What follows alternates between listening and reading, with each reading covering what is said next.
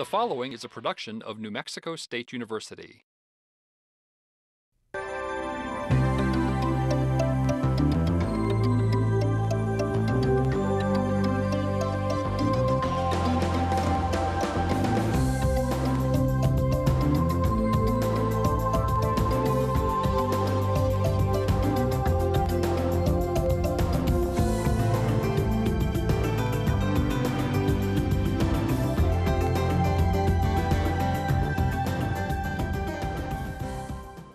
Welcome to VIGA.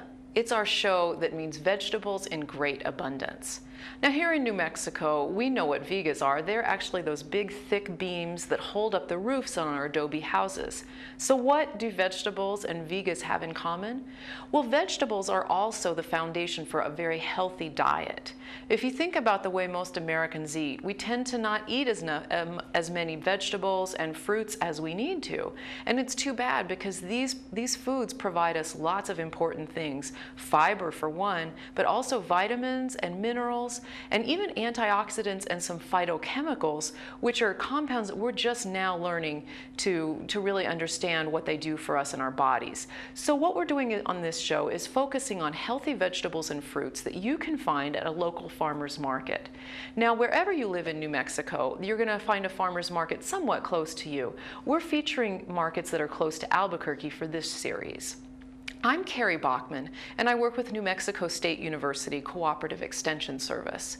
We have county offices all around the state where we offer nutrition education classes and where you can also find out some of your questions, get some answers to some of your questions related to foods and plants and gardening and those kinds of things. If you'd like more information about our offices and what we can provide, please call the toll-free number on your screen. Now today we're going to be featuring a market in the southern part of Albuquerque, and we're going to visit the growers there and pick out three very interesting ingredients that are a little bit different varieties from what we might be used to. Some of the things you find at a farmer's market are going to be surprising, and that's one of the reasons that I really like to go and visit them on a frequent basis. People grow varieties of vegetables and fruits that you won't necessarily find in your local grocery store. So let's go now to the market. We're going to visit with one of the board members and find out more. It's a beautiful, cool Saturday morning, and I'm here at the South Valley Growers Market visiting with one of the board members, Rhonda Reinert. Rhonda, as you can see, has a variety of different vegetables and plants that she's selling, and she's also going to tell us just a bit about how this market operates. Thank you, Kari. Our market is really different from other markets in a lot of other markets in the state. We run as a cooperative market in the terms of decision making and running the market. What we do is we have a board that makes the decisions and the board runs the market. And we have a lot of participation among our vendors to do certain things like events and going out and doing promotion and all that. Well, tell me a little bit. I noticed this morning we have some beautiful decorations, which hopefully we can show on camera, and also some tasting happening, and that apparently is all done by some of the vendors as well? That's right. One of the vendors, and she did it last year, she's actually a new vendor this year, and she's growing different products. But we wanted to do a food tasting partly because it's time and things are in season. So she and her friend Karen, Susan Musante and her friend Karen, volunteered to do this. And they are in charge of it, and they're doing it like they want to do it. No one tells them what to do. And they are in compliance with all the rules of the state, and they've checked that out. And so we just allow people to make choices and do different kinds of activities. Joe Lifka is another member of, he's a vendor also, but he's responsible for doing special publicity and just certain kind of events too. Wonderful. Well, you know, and it's really nice. You come to a market like this and you may see a lot of products that you're not sure what they are. Oftentimes people, the vendors themselves will say, hey, would you like to try this? And they'll cut open a peach or an unusual type of cucumber. And here today, as Rhonda mentioned, we were just lucky enough to have a sampling tasting table where they're putting together all kinds of produce from different vendors around the market and showing you the exciting combinations that you really can make and the healthy dishes that can come out of the farmer's market. Rhonda, tell me a little bit about the relationship that you have with the church here, because that's also very, very special, I think. Cristo del Valle Presbyterian Church allows us to use this parking lot and their other parking lot right next to their church, and has for free for the past at least 7 years. And they require nothing of us other than we be here. And they don't charge anything, and they provide a service by opening the church every week, and the vendors can go and use the facilities in the church, but we can do whatever we want here. And we have given back a little bit of donations to them over the years, and now we're going to try to do some landscaping and beautify the site, and they'd like us to put up a real sign. And so we got some money. We've been very successful in small grant applications that we've made, and we've gotten some money from the New Mexico Farmers Marketing Association, which is a big sponsor of us in the New Mexico Department of Agriculture, and we will be paying for a sign to be an artist to do a sign and some landscaping, and we have some other partners that will also hopefully help in that. That's wonderful. As you can see, farmers markets are really a part of our community. They're connected to you and your neighborhood and the people that you live with and work with. Come and visit one today. You will be surprised at the delicious foods that you find and the wonderful people that you'll meet. Thanks so much, Rhonda. Thank you, Kari. I really appreciate you all for being supportive of the markets, because I know New Mexico Department of Agriculture and New Mexico State University are really instrumental in making this happen. Well, thank you so much. We're glad to be of service. Well, I'm here with Ron Job at the South Valley Growers Market, and the product that I'm most interested that you have today, Ron, are your tomatillos. Can you tell me a little bit about those? Husk tomatoes are very easy to grow. They make the best salsa that anybody has ever eaten, and but they come on, they don't last that long, and you got to get them when they're ready. Right, and how do you know when they're perfectly ripened? Well, whenever they fill out the husk. The shell around the tomatoes, some of them are full, and some of them, when they start, the shell is as large as this, but the tomato inside is small, until they get this big here. I see. But again, I can't emphasize enough, it really makes your salsa taste great. Well, it does, and that's something we're going to look at, preparing in a slightly different way from what we're used to when we go back to the studio. Ron, tell me a little bit, how long have you been in the farming business, and how have you proceeded with that over the years? Well, I've been in the farming business, I guess, all my life, and I'll be 24 next month. Not really, but I've been in the valley 30 years, and I've been farming down here for that long, and I've been here at the Growers Market about 6 years. Great. And before that, I was before we had a market here, I was at the one at uptown and down on Gold Street many, many years ago. And you said that your farm is actually right down the road from here, am I right? Right off of Barcelona. I have 2 acres. I have about 80 fruit trees and a small nursery and a small garden. Wow, and you can see some of the bounty from Ron's crop here. We've got some pears, some golden delicious apples that look a lot better than the ones you'll see in the store, and also some red flame seedless grapes. The fruit is actually coming on a little bit quicker this year, Ron tells me, because we've had really hot temperatures down here in the valley. So if you come out to your farmer's market, you'll find some fruits that you may think of more as fall fruits, and they're already here in mid-August. You know, one of the things that I like to focus on when we come to the farmers markets is the fact that this food is really local. Ron is from just down the road. You can't get any fresher than that. Is there anything else you'd like to share with us, Ron? Well, I just would appreciate the people that come here at the market and buy some good, healthy, wholesome food. We appreciate our customers more than you know, and we hope they keep coming all year. Well, thank you so much, and thanks for coming out to the market for so many years. We appreciate it. Well, thank you very much. Bye-bye. For being here. And we are going to go ahead and take some of those tomatillos. I think I'll take a couple of bags of those, if that's all right. That's great. Okay. Thank Enjoy you so yourself. much. Here we are back in the studio with our vegetables that have a different type of cover on them than what you're used to. These are tomatillos, and as you can see, here's the husk that covers them like this. It just peels right off. And I've got some here that are already peeled as well. Now when you get them, you're going to want to look for a tomatillo that is this type of color. If it's too yellow, it's actually going to be a little bit overripe, and I have to apologize to Ron. It's been several days since we visited the farmer's market, and so I did actually have to purchase these tomatillos at the grocery store because yours had started to go a little bit ripe, which is one of the benefits of going to the farmer's market. You're going to find very ripe produce that's ready to eat. Now once you peel your tomatillos, you'll notice that as you touch it, see how it sticks sticks to my fingers a little bit, you're going to want to rinse that off in some water. And I've already rinsed these here. The stickiness is not anything that's going to hurt you. It's just a little bit of a strange texture. Well, now you can prepare tomatillos in a variety of ways. If you look inside, it looks pretty much like a tomato in there, except it's obviously not red. It's a little bit more lemony in flavor. So what we're going to do to prepare these is basically just chop them into bite-sized pieces. They don't have to be all the same size.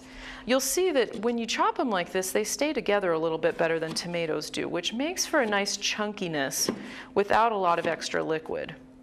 Now, a lot of times though, you want to have the tomatillo liquid released, and so what you can do then is put them into a blender. And you can blend them till they're still chunky, but you'll be surprised at the amount of liquid that they actually release. They're very tasty. As Ron mentioned, in salsas particularly is where you'll find them most frequently, in Mexican foods and New Mexican foods. In fact, if you go to Mexico and order enchiladas with a green sauce, you'll be surprised that you're not going to get green chili. What you're going to get is a sauce made out of tomatillos, most likely. They have a bit of a lemony flavor, which I really enjoy. I use them in a lot of different things. Now to this, we're also going to add some green onions. Let's go ahead and chop these ends off here. And I'm just going to use the green portions here for our salad today. You can also use the white portions, but I'm going to go for a little bit less strong of a taste. Let's go back to the market now and see what else we can find. I'm visiting here with Zoila Baca, and she's one of the local growers here at the market. Zoila, you've got some really interesting cucumbers. I noticed these from a distance. Can you tell me a little bit about those? Oh, these are Armenian. They're called Armenian cucumbers. And my two brothers grow them in their garden. And I go pick them. So I cut them up like this because a lot of people don't know when they see them like this.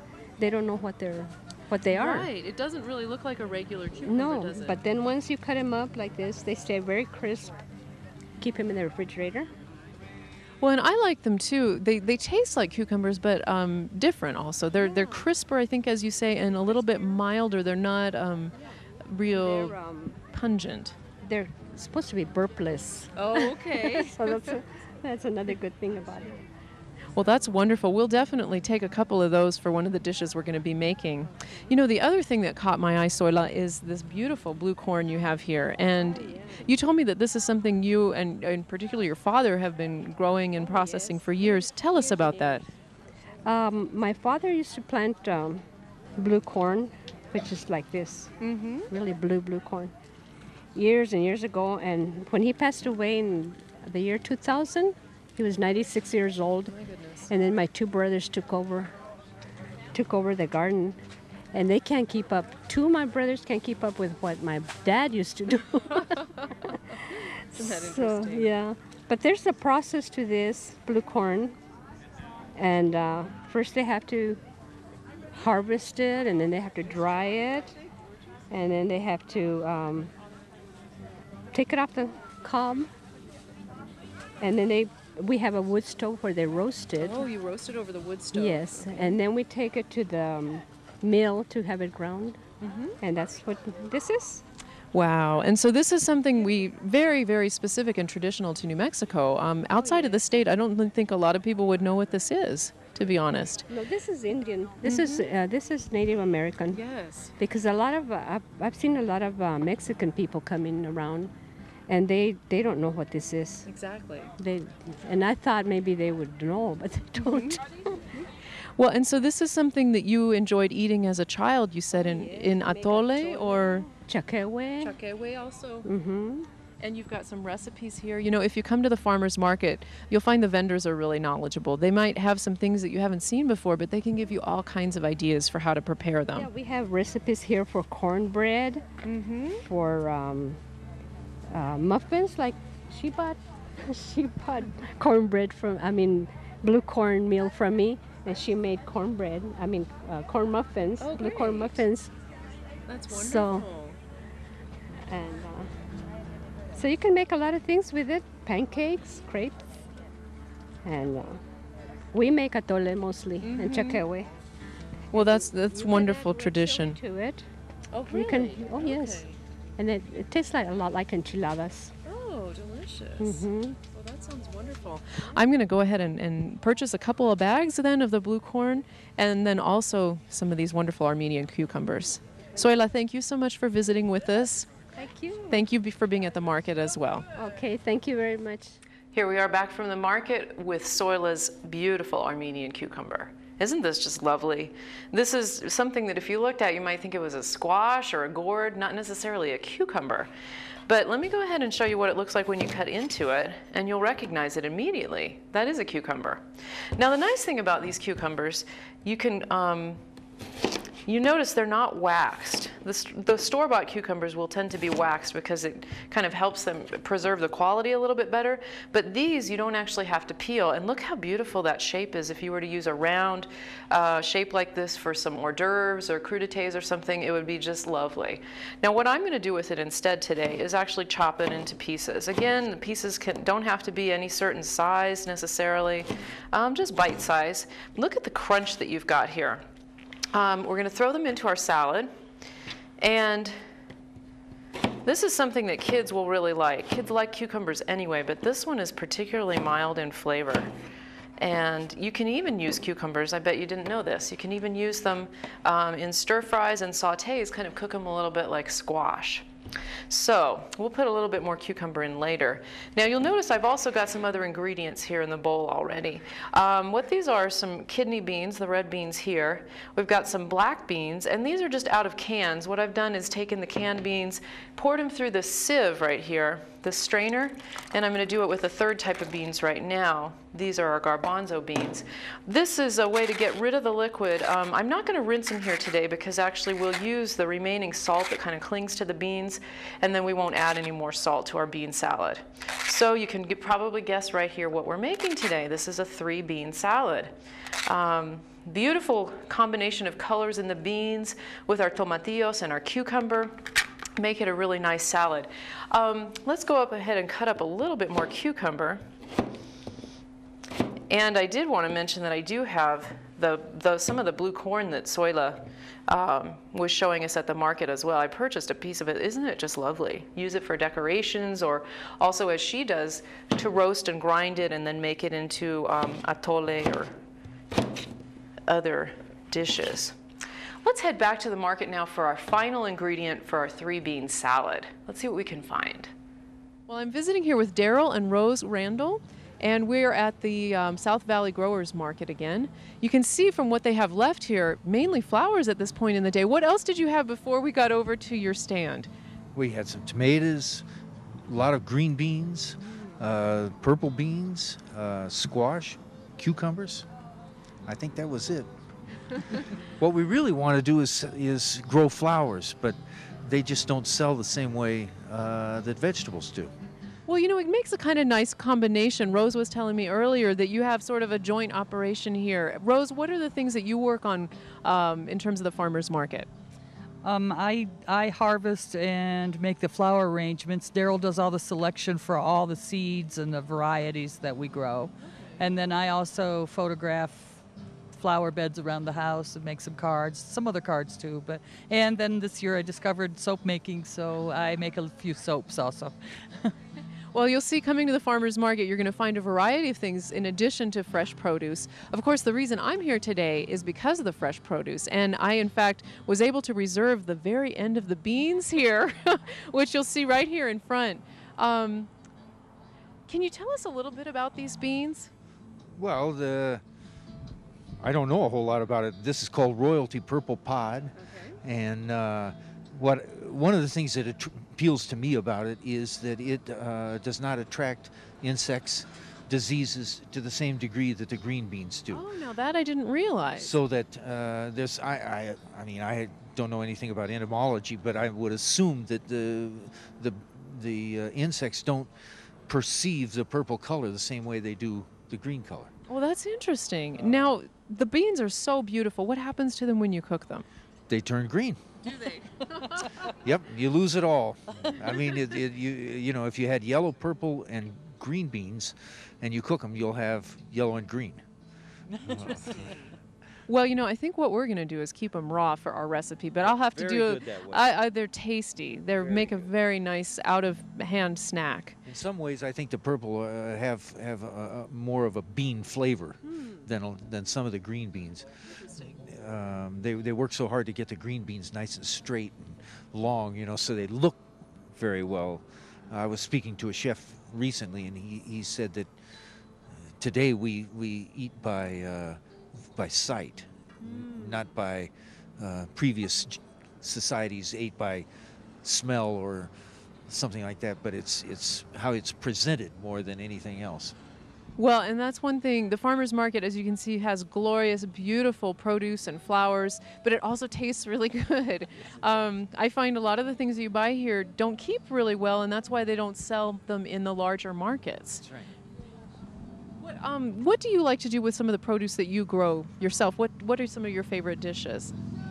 We eat a tremendous amount of salads. We didn't have any greens with us today, but we usually keep greens of all kinds growing, and then whatever we have that we can add to those greens, or if we don't have anything else, we just have greens. But I think salads, especially during the hot part of the year, but then to supplement dishes all year round are like my favorite thing. Salads are so healthy, and you can do about anything, put anything into them. So I'm in agreement with you there. Well, thank you all so much for being here at the market, and I'm really looking forward to preparing those beans in a recipe. Thanks so much. Thank you. All right. Here we are back in the studio with Daryl and Rose's purple beans. So we've got a 3-bean salad. It's actually going to now become a 4-bean salad because we're going to use these fresh beans. And what I like to do with these, look how gorgeous these are when you cut them on a slant diagonal. You can see the green portion inside, but you can still see the black or purple part on the outside. They are just beautiful. And you can certainly put in some other green beans in here as well, whatever you'd like to use. But the purple beans, again, are just so beautiful.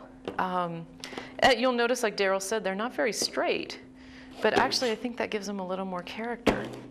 Not as easy to can, obviously, but when you're just putting them into a fresh salad like this, that's not exactly the idea. So we'll cut up a few bit more of those beans here in a second. I also want to add some additional seasoning to our salad. Here we have some cilantro, which I've already rinsed off. We're just going to chop it fairly finely. You can add as much or as little cilantro as you'd like.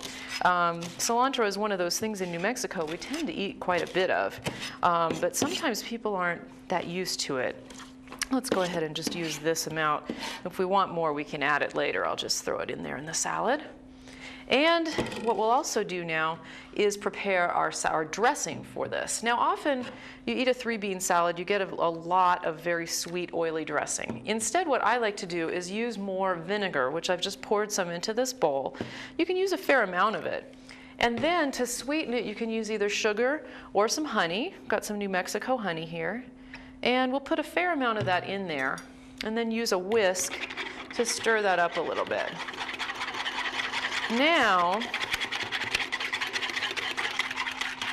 get that nice and combined. We're not going to add any salt because we already had some salt in there with the beans.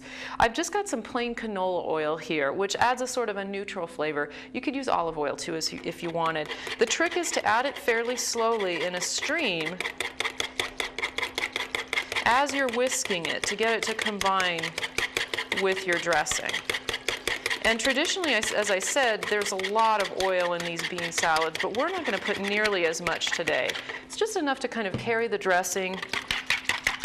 You can see we've got that combined really nicely here. And then we're just going to toss that over the top of the salad. The salad can actually marinate for several days in the refrigerator, and it gets better and better, so don't worry if you don't eat it right away. Let's go back to the market now and visit with one of the moms who I met there. I'm visiting with Sandra here at the farmers market, and Sandra's been coming for a couple of years to the markets here in New Mexico. Tell us how you found out about them and what brings you here. Well, I've been a recipient of WIG, and they encourage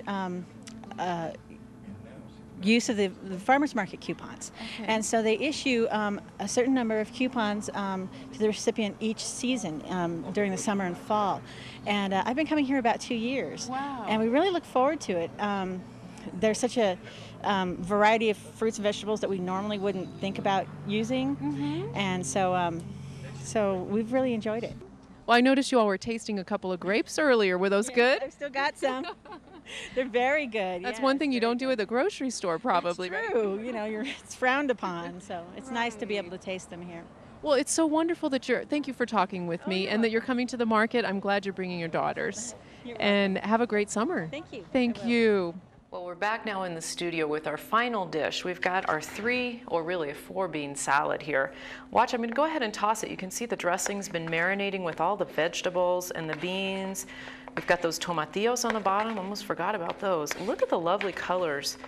And the texture in this salad is just tremendous. 3-bean salad is something that was really traditional in my family, especially in the summertime, but you can prepare it any time of year. That's one of the nice things about having canned beans on hand, and then adding some fresh vegetables with it as well. Let's plate some of this up and you can really see the beautiful play of colors and textures here. Kids actually really like 3-bean salad. You might not think that they would, but there's something about the vinegar, that tart vinegar flavor, and then combined with the sweetness of either the honey or the sugar, really makes it very tasty for children.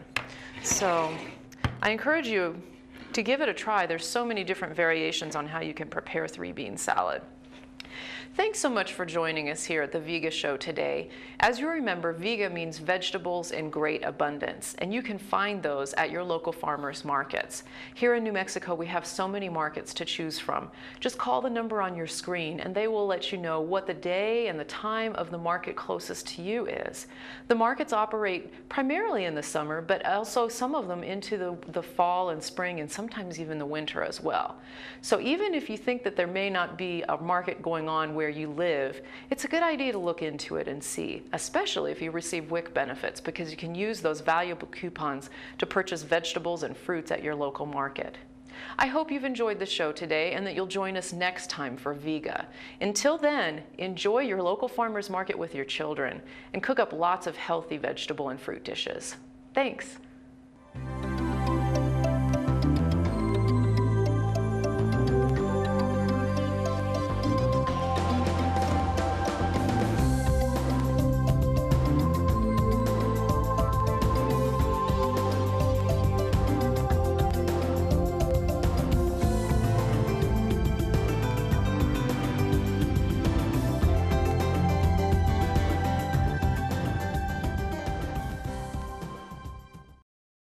The preceding was a production of New Mexico State University. The views and opinions in this program are those of the author and do not necessarily represent the views and opinions of the NMSU Board of Regents. My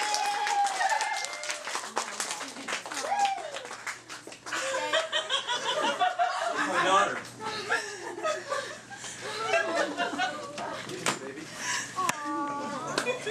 Come here.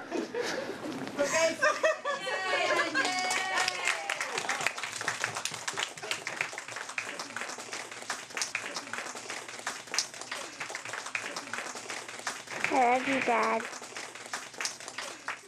Right now, famine, war, and drought are killing a child every 6 minutes in the Horn of Africa. They can't share their story, but you can. Even the smallest and simplest investments can save lives. But do more than donate. Forward the facts to everyone you know. Forward from our site. Forward onto your family, friends, and social network. We are the relief.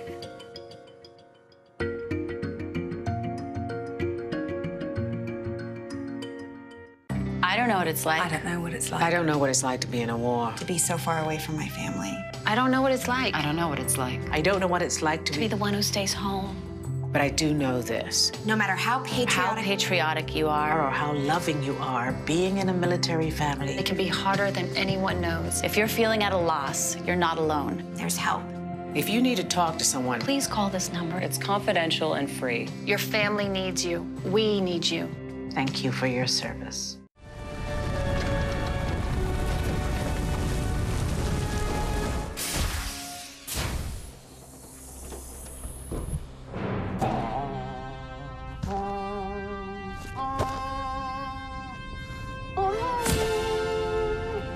Hi, this is Dwayne Johnson, and I play an astronaut in the movie Planet 51.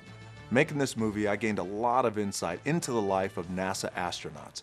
For example, astronauts aboard the International Space Station conserve and recycle water, all of their water. The same water filter is being used on Earth in remote areas to provide drinking water to those in need. Find out more at www.nasa.gov/city.